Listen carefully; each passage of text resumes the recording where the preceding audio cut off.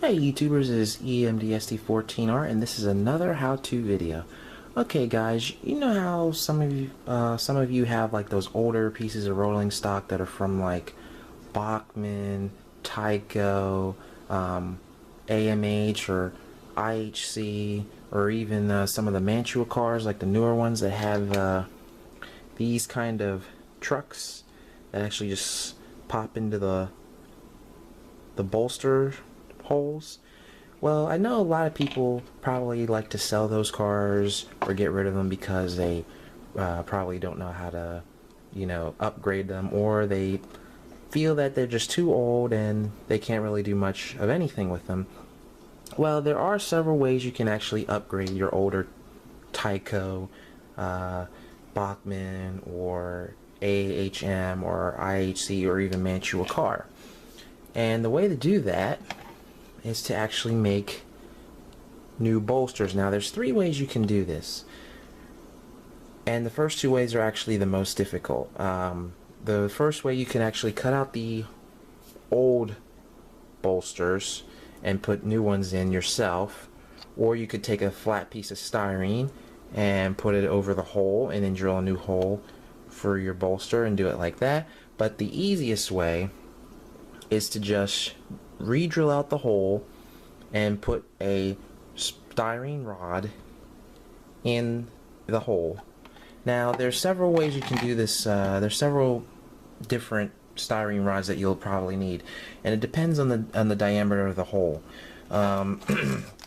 If the diameter of the hole is, I would say, about 4.8 millimeters, you'll need a 4.8 millimeter rod from Plastruck. They're like $3 or $4. Or if it's a smaller hole, you'll need a 4 millimeter rod. I actually have both.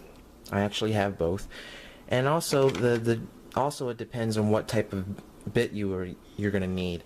In some cases you'll need your 3/16 bit, which is right here. Or in this case, you'll need your 1/64 bit right here. And those are the two bits that I usually use, because sometimes the holes are technically a little too small, like they're smaller than the rods themselves, and you actually have to drill them out, not by much, but drill them out enough so that there's enough room for the rod to slip into the original bolster hole, and you slip it all the way in until it hits the bottom of the weight, or until you're satisfied with it. Now verbally, you guys get the idea, but I'm going to actually show you how to do this. You're also going to need several other tools. You're going to need a hand file, or a small hand file. You're probably going to need some flathead screwdrivers or Phillips screwdrivers, and you're definitely going to need your Athearn 256x3/8 screws. Those are good for your trucks and for your couplers. Now, what does this enable you to do? Well, it enables you. Oh, and you're going to need Zap-A-Gap glue, by the way, to hold the bolsters in. Now, what does this enable you to do? Well, this enables you to put any type of truck that you want on your older Tyco, Bachmann, or AHM, or even IHC, or MTH, not MTH, the Mantua boxcar freight cars. Since it's a flat surface, you can just lay your truck on there like that, and now you've actually added modern roller bearing trucks to your outdated car. Now this car I'm actually currently working on, but I'm actually going to show you this, and I'm going to be using this car here. It's a Norfolk Southern boxcar. It says N&W on it. It's original Tyco car. It's original Tyco. And you can actually see what kind of trucks it uses. And let me just pop one of these off. And you can see, bless you, and you can actually see the exact design of this. Now, first of all, these are friction bearing trucks, which is not prototypically accurate for this car. So yeah.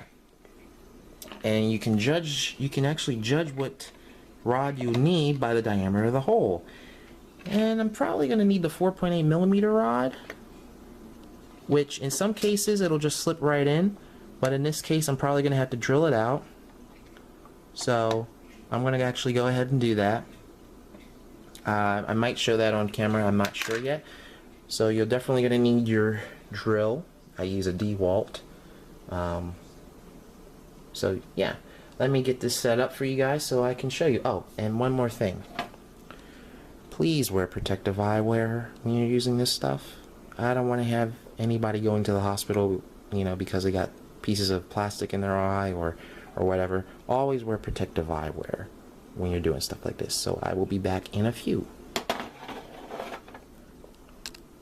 Okay everyone, I'm actually back. I have the camera set up on the tripod right now, and I've actually switched the bit on my drill here to the 164 bit, and that's because the diameter of the hole is a little bit too small for the 4.8 millimeter rod. So I'm going to be doing this right now. You don't need to do it much, you just need to do it enough that you can get the rod inside the kingpin hole. Alright, now once you do that, before you do anything, you should test fit to see if it's actually going to work. And actually it's not. So I have to go to the larger bit, which is the 3/16 bit. So actually it's not going to work. So I'm going to have to change bits again. And it's good to actually do this because if you just go ahead to the larger one right off the bat, you might actually make the hole too large, and it might actually screw up your model in a way that you have to go out and buy another larger styrene rod. So it's better to just start off small and then work your way up from there.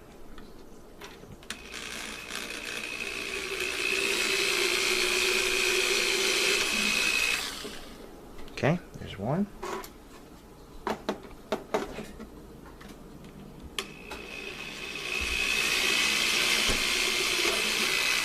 There's two. Okay. Alright, so now we're done with that. Now we try the test fit again.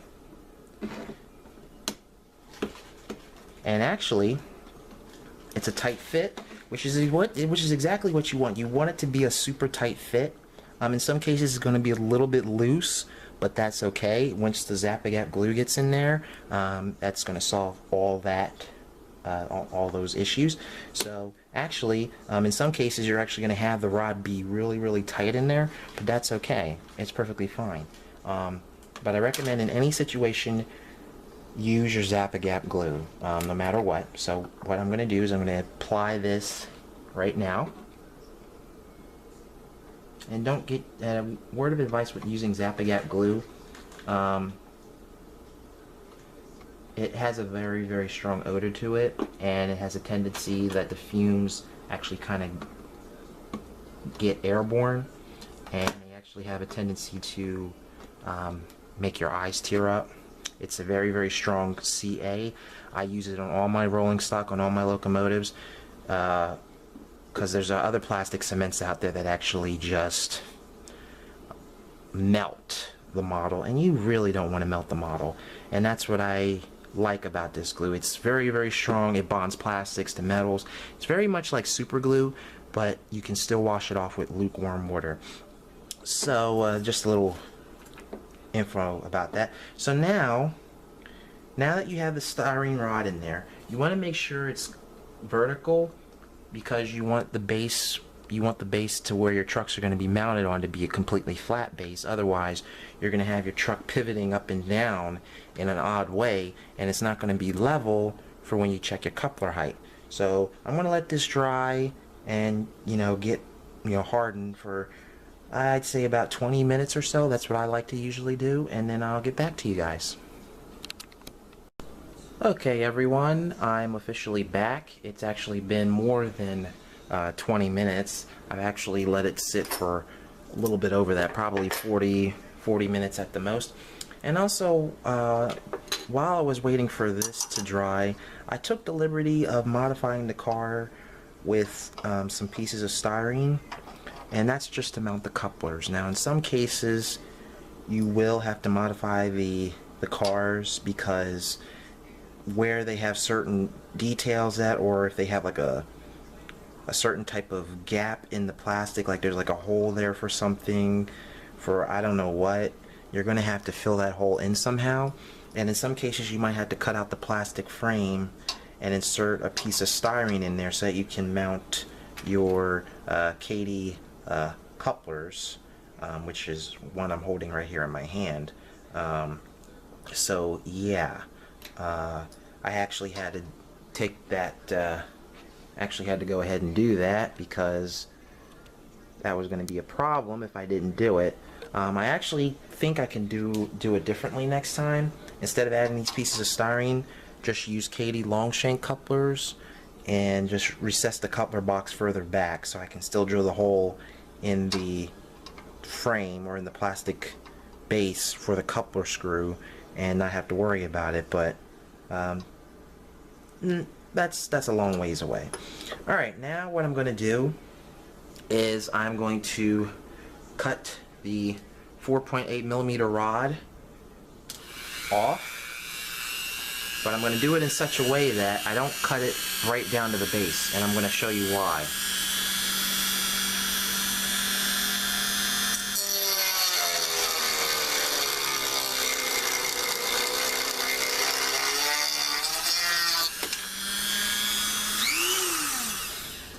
Okay.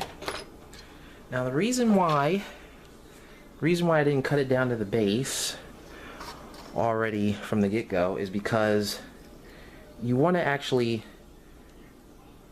trim it up. Trim it up after you cut the rod off, and you don't want to really go right off the bat and cut it right down to the base, because if you do that and you screw up, then you're gonna have to re-drill out that rod again, and then you're gonna have to start all over again. So basically I use my Dremel tool not only as a cutting saw, but as like a in a way like a belt sander, in a way. Not really like a belt sander, but like a, I guess that's the closest description I can come to it at this point. But what I'm gonna do is I'm gonna take the flat part here of the cutting disc, and I'm going to press down on this rod until it's completely flat. So, and wear protective eye cover while doing this, by the way.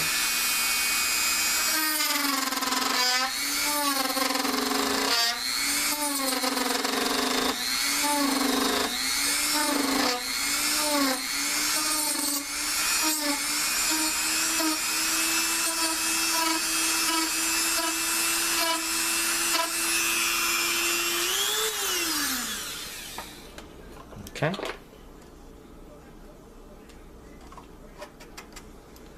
Now, if you look,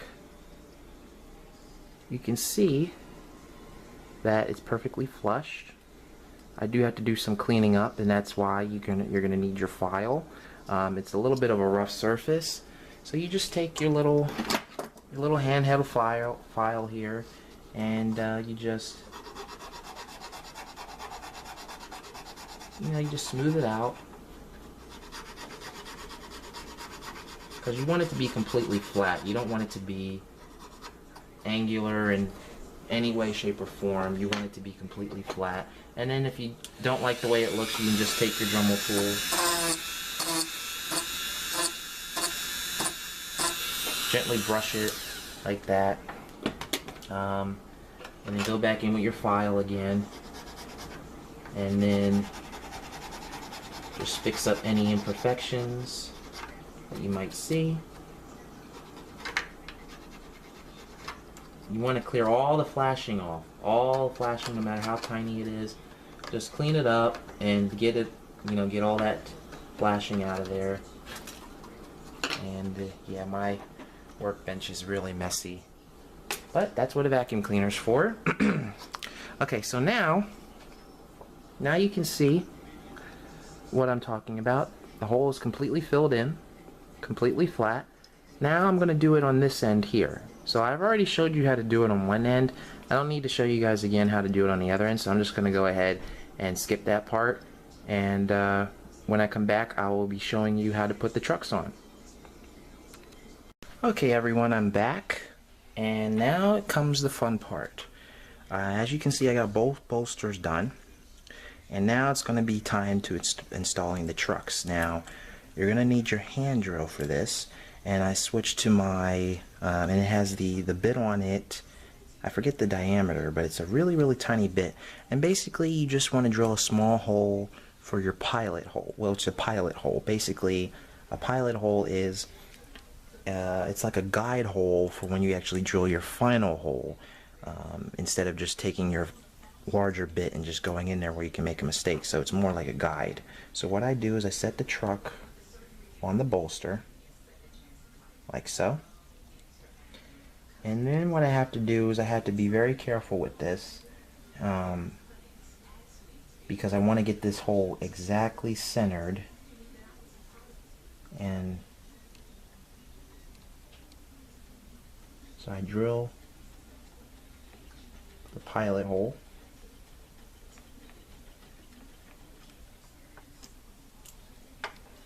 like that, and then I do the same thing to the other end. I just get this done, get this step done, and get it out the way, rather than just wasting time and not doing it. So once the pilot holes are drilled and free rolling wheels, those are Bachmann wheels, I switched to my 2 5/6 by 3/8 screw, and not screw, bit on my D-walt here, and now I will drill the final hole.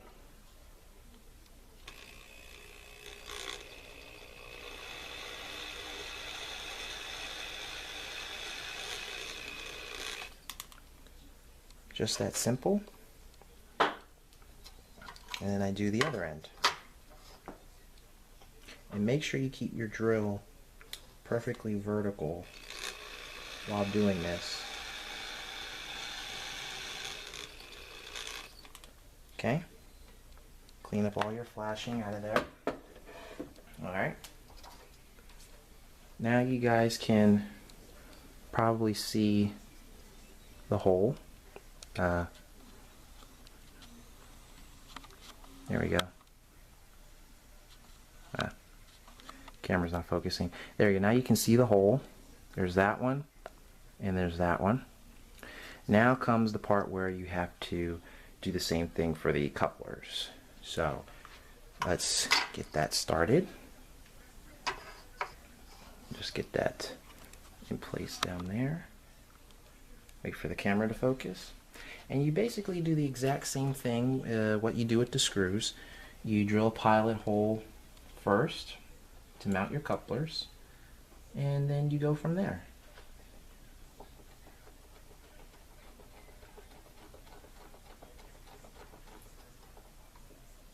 Okay.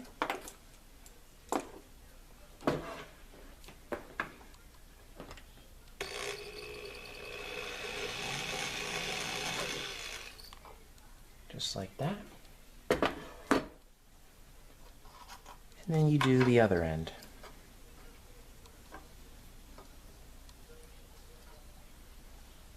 Now usually I don't really move this quickly when I do these, but I'm you know, on a good day I can actually do this without making a mistake. So that's why I'm doing this in real time. And what you can use actually as another guide is you can actually use the bolster holes that you've already drilled as a guide for when you do your coupler screw holes.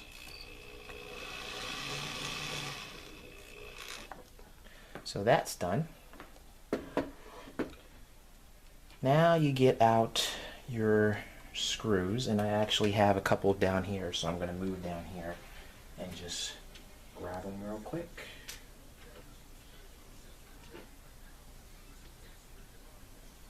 Okay, so let me just put the screws here so you guys can see what I'm talking about. Alright, and let me pull the camera back a little. Here's the screws. these are being made by Athearn. They're actually making these now. You actually might have to trim them a little bit. You might actually have to trim them down to make them a little bit smaller, because you have the metal weight that you have to consider. But you don't want to make them too small, because then you won't have enough threads on the screw to actually hold your coupler or hold your trucks on. So what I'm going to do is I'm going to go ahead and get my tool. I'm going to trim, and then I'm going to screw the couplers on, the wheels on, and then we're going to test this thing out. Okay everyone, I'm back, and the car is officially reassembled. As you guys can see, I have the whirler bearing trucks on it, and I have the couplers already on it, and now I just need to do some fine tweaking. When you first put screws into a freight car or any type of rolling stock, make sure that there's a little bit of give as far as the truck turning to the left and to the right, and make sure it has a little bit of mobility going up and going down. This is so that if there's any bumps on your track, the car just glides right over them, because if your cars are a little bit too stiff when they are on the track, and they have too much rigidity in them, then that could be a problem. You don't want them to have too much give, but you just want them to have enough so that those issues won't be a problem. So you can just check that out. So I just finished doing that. Got Katy couplers on it, of course. I'm switching all my cars to Katys. And now the official test begins. Let's see what this thing looks like on the track. Hello everyone, okay, I'm officially back, and this will be the final segment of this how-to video. Several things you'll need for this one. Obviously, you're going to need your Katy coupler height checker. Basically, it's a cast metal base that's, cast metal base. It's designed to fit over your track, and it comes with a Katy coupler. You can buy these from Katy because they're the ones that sell them, or you can get some other manufacturer's coupler height checker. But I use Katy, and I've been using them ever since. And also you're going to need your coupler pin bender, which is right here. I think these are like, I'm not sure how much they are. I think they're like $8 or something like that. But you got different notches for your different couplers. You can do anything from as small as, I believe, N scale, all the way up to O gauge. O gauge and G gauge are up here. So yeah, so you're gonna need that, and let's begin.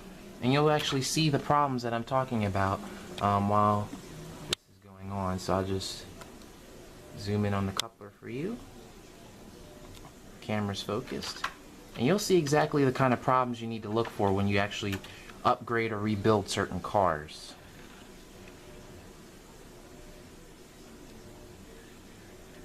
Alright, so you guys see the coupler, oh, derailed.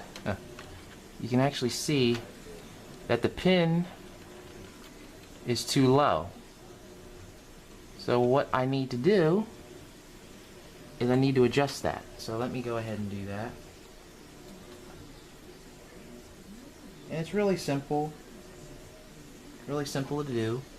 You just, let me see if I can get this in the camera. Yeah. Just take your coupler bender and go like that. You don't have to press too hard. You just ever so slightly bend it up. See? Just ever so slightly bend it up, and then you just retry it again. And oh, by the way, you got to do this for both ends, by the way.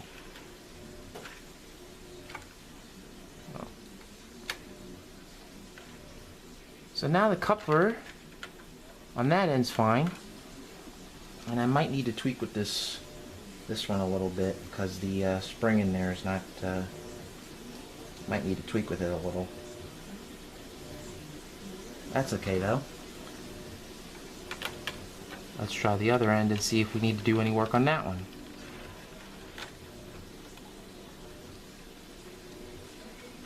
Oh, same thing with this one.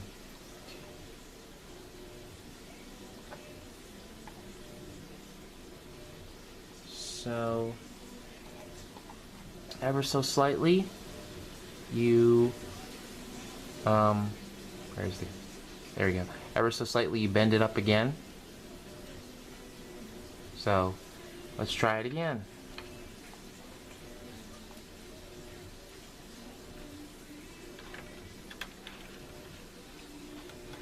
There you go.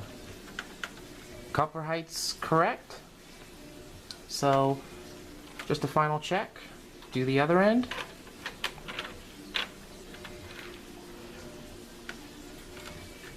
Voila. And it's okay if it's a little bit lower than, maybe a couple millimeters lower than the coupler height checker, than what the height is on there. But you don't want it too low, because if it's too low, then you're going to have a problem.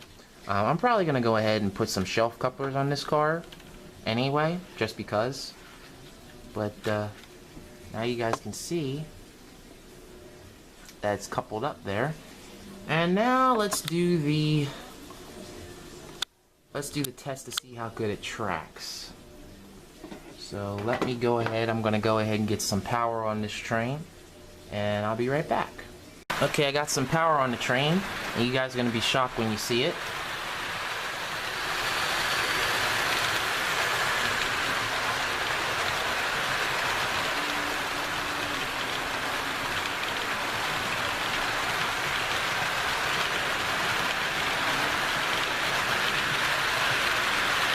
So here comes the car that I did.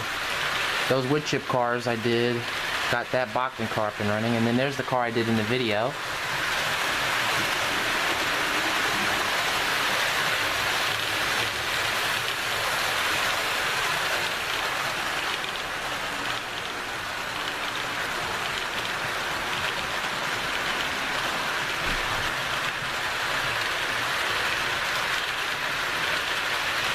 So it looks like it's tracking great. It's not derailing or anything. There's no slack in the couplers at all.